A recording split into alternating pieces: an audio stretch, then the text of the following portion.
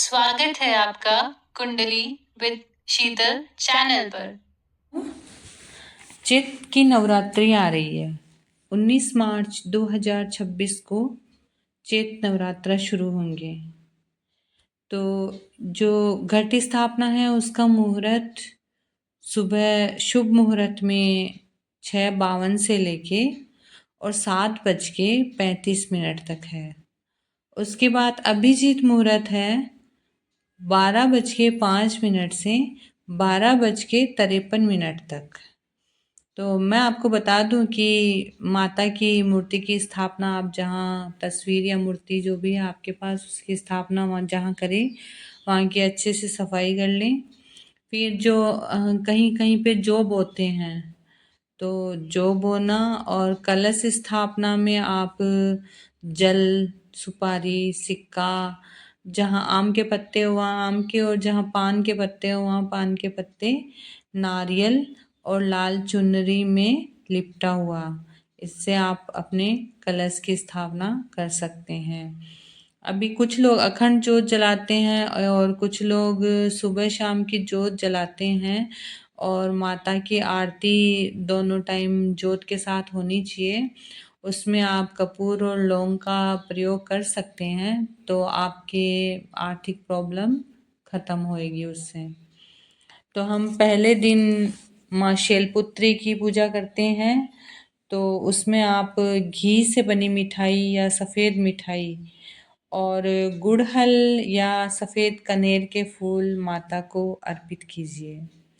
दूसरे दिन में हम ब्रह्मचारिणी की पूजा करते हैं तो इसमें मिश्री चीनी मिश्री से बनी मिठाई या मिश्री या चीनी से बनी मिठाई और पंचामृत आप माता को भोग में चढ़ाएं और गुलाब का फूल माता को अर्पण करें।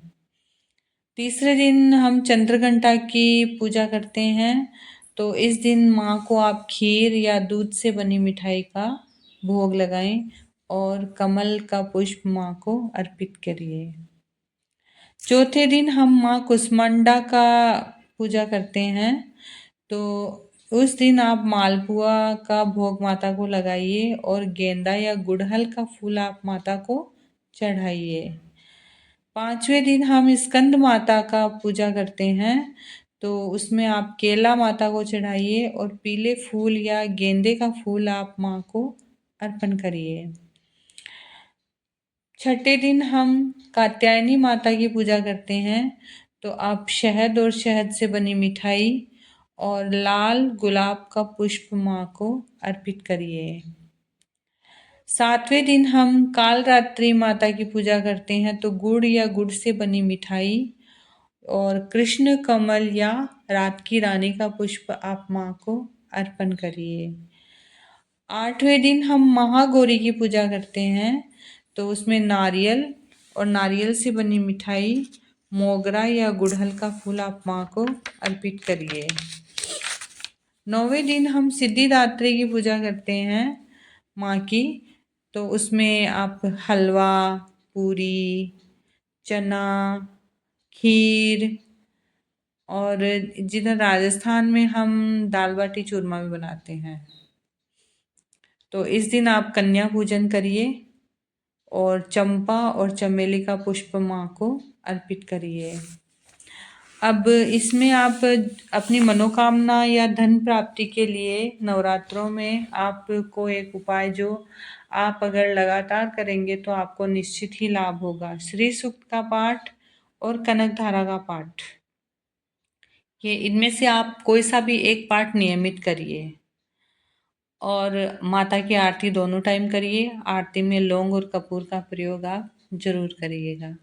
विशेष सिद्धि प्राप्ति के लिए आप ओम ऐं ह्रीं क्लीं चामुंडाय विच्चे मंत्र का जाप 108 बार रोज करिए और दुर्गा सप्तशती का पाठ भी आप कर सकते हैं। और कोई भी ऐसा कार्य जिसमें बार बार रुकावट आ रही है आपके तो आप नवरात्रि वाले किसी भी दिन में ये प्रयोग कर सकते हैं। शाम को एक नींबू लाइए और उसमें 4 लौंग लगाकर 4 भाग में उसको काट कर और चारों दिशाओं में फेंक देना और पीछे मुड़ के नहीं देखना है। बस आपको अपने घर आके हाथ पैर धो लेने हैं और माँ से प्रार्थना करनी है कि अब आपके किसी भी काम में कभी कोई रुकावट नहीं आए। तो दोस्तों, इस प्रकार मैंने आपको नवरात्रि के बारे में जो जानकारी दी है, तो मुझे लगता है कि आपको ज़रूर पसंद आएगी। कृपया मेरे चैनल को लाइक एंड सब्सक्राइब करिए, ज़्यादा से ज़्यादा शेयर करिए, बेल आइकन को दबाइए ताकि मेरे अगले वीडियो का नोटिफिकेशन आपको मिले। एंड आपका प्यार और सम्मान मुझे इसी तरह मिलता रहे, उसके लिए बहुत बहुत धन्यवाद।